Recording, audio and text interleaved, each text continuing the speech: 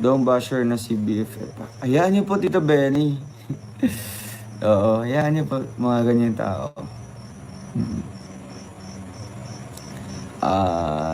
Sila kasi guys, no, sila po ay may mga bagay din kasing ano ba, they are really frustrated enough. Alam niyo yun? Nakaka-feel sila ng frustration guys. Kung bakit? Alam niyo kung bakit?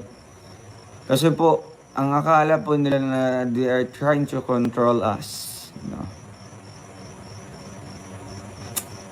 Akala nila kaya tayong kontrolin, akala nila kaya tayong paikutin, akala nila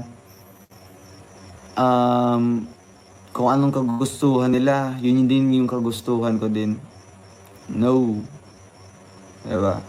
Kaya po, it turns out into ano po, kaya nagiging basher sila. Kasi nga, dahil sa frustration, no? Dahil po sa discouragement. Diba? Aminin natin o hindi guys, yun yung totoo talaga.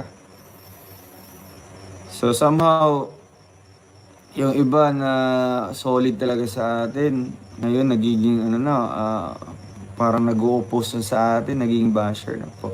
Yun yung dahilan guys. Yun yung dahilan po. Wala nang iba pa, wala nang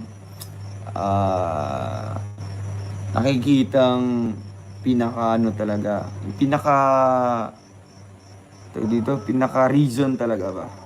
Please subscribe. Role of Malalag. Racial Morales. Thank you.